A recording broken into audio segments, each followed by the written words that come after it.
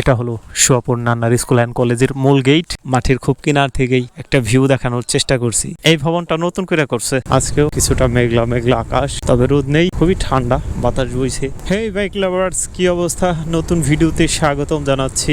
কোথাও বের হতে গেলেই আবহাওয়াটা কেমন যেন হয়ে যায়। আজকেও কিছুটা মেঘলা মেঘলা আকাশ, তবে রোদ নেই, খুবই ঠান্ডা, বাতাস বইছে, ভালোই লাগছে এই মুহূর্তে বাইক রাইড করে। আর পরপর বৃষ্টি হওয়াতে গাছপালাগুলাও অনেকটা সতেজ, খুবই বিশুদ্ধ বাতাস বইছে। নান্নার থেকে সোয়াপুরের দূরত্ব খুব একটা বেশি না, মাঝখানে একটা বিলের দূরত্ব। ঐতিহ্যবাহী একটা খেলার মাঠ নান্নারের মধ্যে। এখানে বড় আয়োজনের খেলা হয়। হালকা একটু সূর্যের আলো যাই পড়ছে পানিতে, তাতে অনেকটা সুন্দর। জুড়ে চালাতে মনই চাইছে না আজকে, মনে হয় আরো ধীর গতিতে চালাই। এত ঠান্ডা, এত আরামদায়ক একটা রাইড হচ্ছে আজকে। এদিকে আসলে মনটা এমনিতেই ভালো হয়ে যায়। সোয়াপুরে আমার এই মাসের মধ্যে প্রায় সপ্তাহখানিকের মতো আসা হয়ে গেল। অনেকগুলো জায়গা এক্সপ্লোর করলাম সোয়াপুরের। শতবার আসা হয়েছে যদিও সোয়াপুরের এদিকে, কিন্তু তারপরেও এবার নতুন কিছু জায়গা এক্সপ্লোর হলো। এদিকে বৃষ্টি হয়েছে, যে রাস্তা ভেজা। আমাদের ওদিকে বৃষ্টির কোনো বালাই নেই। আগে এদিকে অনেকটা ভয় করতো, অনেক ফাঁকা জায়গা ছিল। এখন ইটের ভাটা হয়েছে, মানুষের বসতি হচ্ছে আস্তে আস্তে। সোয়াপুরে যাওয়ার পথেই ওই যে শ্মশান ঘাট, এই শ্মশান ঘাটের একটা মোটো ব্লগ করেছি। জায়গাটা খুবই ভৌতিক ছিল। নান্নারে যারা সোয়াপুরের এই হাই স্কুলে পড়তো তাদের তো এই রাস্তা দিয়ে যাতায়াত। অনেকেই কমেন্ট করে বলেছে যে আমরা এই শ্মশান ঘাটে কত আড্ডা দিয়েছি। আসলে প্রকৃতপক্ষে যারা এখানে থাকতো ওরকম আড্ডা দেওয়ার জন্য, তাদের সাহস ছিল অনেক। এই বাচ্চারা আমাকে কেন ধরলো? হ্যাঁ বলো, আমার কাছ থেকে টাকা নিতে চাও? কবে খেলছো তোমরা বলো? কালকে খেলছো? আচ্ছা, চলতি পথে বাচ্চাদের মুখে পড়ে গেলাম। এরা একটা কাপ নিয়ে আসছে, তো না 20 টাকা দিয়ে গেলাম। হ্যাঁ, তালি দেওয়ার কিছু নাই, খুবই অল্প পরিমাণেই দিলাম। যাও, এটাই হলো শৈশবের একটা আনন্দ মাখার সময়। আমরা তো এই সময়টা হারিয়ে ফেলেছি। এদের কাছে এরকম একটা শিরোপা অনেক আনন্দ দিচ্ছে এদের। আর আমাদের পকেটে এখন হাজার হাজার টাকা থাকলেও কোনো রকম লাগে না যে নতুন করে এদিকে অনেকগুলা ঘর বাড়ি হয়েছে। আরো তো নতুন নতুন ঘর হওয়ার তালেই আছে। সোয়াপুরে ঢোকার আগে এইখানেও একটা মন্দির আছে। এই যে একটু যাব দেখি সোয়াপুর হাই স্কুলের দিকে। অনেকবারই পাস করে চলে যাই। আপনারা অনেকেই বলেন যে আমাদের সোয়াপুরে যান, আমাদের হাই স্কুলটা একটু ব্লগে অন্তর্ভুক্ত করতে পারেন না। তো তাদের কথা ভেবেই দেখি আজকে একটু হাই স্কুলের ভেতরে ঢোকার চেষ্টা করব। বৃষ্টি ভালোই হয়েছে এদিকে। বাইক রাইডের সময় কিছুটা পানি ছিটে আসে, যার কারণে আরো স্লোলি চালাচ্ছি। এই যে সোয়াপুর প্রাইমারি স্কুল, এটার সাথে একটা রাজপ্রাসাদ আছে। হাই স্কুল এবং প্রাইমারি স্কুলের মাঝ বরাবর রাস্তা ওইটা। চলে আসলাম সোয়াপুর নান্নার স্কুল অ্যান্ড কলেজের সামনে। বাইক আপাতত ভেতরে নেওয়া যাবে না, বাইরে রেখে যাই। এটা হলো সোয়াপুর নান্নার স্কুল অ্যান্ড কলেজের মূল গেট। স্থাপিত হয়েছে 1939 সালে, তার মানে 86 বছরের মতো হয়েছে। তো মূল গেটটি বন্ধ থাকার কারণে আমরা সাইড একটা গেট দিয়ে ভেতরে যাচ্ছি।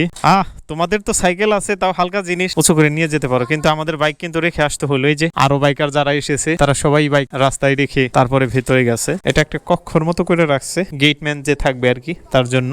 দুই পাশেই তো স্কুল ছুটি হয়ে গেছে। ছেলেপুলেরা মাঠে খেলাধুলা করছে, ফুটবল খেলা। এগুলা কি এখন কেউ ব্যবহার করে? করোনার সময় তো আমরা কি করোনার সময় কি একটু বেশি পরিষ্কার পরিচ্ছন্ন থাকার চেষ্টা করতাম নাকি? এই ভবনটা নতুন করে করছে, বৃষ্টির মধ্যেও খেলা থামে না। এই তো একটা দুরন্ত বানার সময়। দ্বিতীয়বারের মতো ঢুকলাম এই স্কুলের ভেতরে। আজ থেকে 15 থেকে 16 বছরের মতো হবে, একবার এসেছিলাম। এটা ক্যান্টিন হবে, যাই হোক কাজ চলমান, অনেক বড় পরিসরেই হয়েছে। ওইটা কলেজ ভবন, বারান্দা দিয়ে হাঁটছি, এটা কলেজ ভবন। তবে খুবই একটা খুশির ব্যাপার হলো সোয়াপুরের আগে পরীক্ষার কেন্দ্র অন্য জায়গায় পড়তো, এবারই এই প্রথম এই কলেজে ওনারা এসএসসি পরীক্ষা দিতে পারছে। শুধু এসএসসি পরীক্ষায় না, অন্যান্য পরীক্ষার কেন্দ্র এখন এটার মধ্যেই। ক্লাসরুমের ভেতরের অংশ মনে পড়ে যায় যখন স্কুল জীবনে পড়ালেখা করেছি। মাঠে যেতে পারছি না আপাতত, যেহেতু ফুটবল খেলছে। কখন বল এসে ক্যামেরাতে লাগে বা শরীরও লাগতে পারে, যেহেতু আমরা অন্য মনস্ক হয়ে রয়েছি। বন্ধ। এই যে শ্রেণীকক্ষের অনেক জানালাই খোলা আছে। বিশাল একটা পরিসরের জায়গা জুড়ে এই হাই স্কুলটি। এখন যেহেতু কলেজও আছে সাথে, অত্র এলাকার মধ্যে খুবই স্বনামধন্য একটা শিক্ষা প্রতিষ্ঠান এটা। এই পাশে একটু খালি জায়গা, লিচু গাছ একটা। যাই হোক, অনেক বছর পরে আসলাম তো অনেকটাই পুরনো স্মৃতিচারণ মনে হচ্ছে। স্কুলের পরিবেশটা খুবই সুন্দর। আমি বেশি দূর ভিতরে যেতে পারলাম না, মাঠের খুব কিনার থেকেই একটা ভিউ দেখানোর চেষ্টা করছি। ফুটবল খেলা শুরু হয়ে যাবে এখনই। এবার এসএসসি তে জিপিএ 5 পাইছে কয়েকজন এই প্রতিষ্ঠানের। এটা অবশ্যই একটা সুনামের ব্যাপার। বিশেষ করে শিক্ষার্থীরা ভালো পড়ালেখা করছে বলেই এমন। আর শিক্ষকদের তো অবদান আছে এর পিছনে অনেক।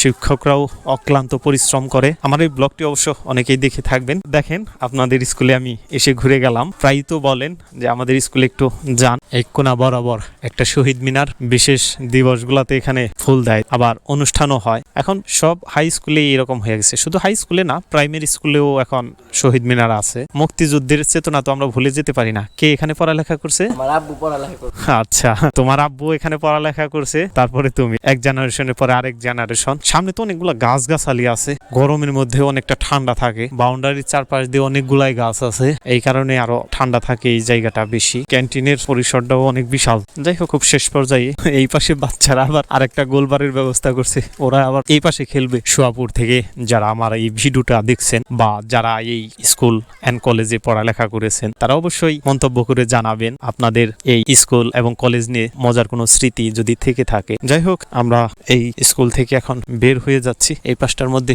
শহীদ আবু সাইদের একটা স্মৃতিচারণ করার লক্ষ্যে পেন্টিং করে রাখছে দেয়ালের মধ্যে। অনেকটাই সুন্দর একটা জায়গা থেকে ঘুরে গেলাম, খুব ভালো লাগলো আমার। অনেকদিন ধরেই ভাবছি এটার মধ্যে আসবো, শেষমেশ আসা হলো। কম তো আর আসলাম না সোয়াপুরের এদিকে। যাই হোক, ভিডিওটি এখানেই শেষ করছি। দেখা হবে পরের কোনো নতুন ভিডিওতে। সে পর্যন্ত আল্লাহ হাফেজ।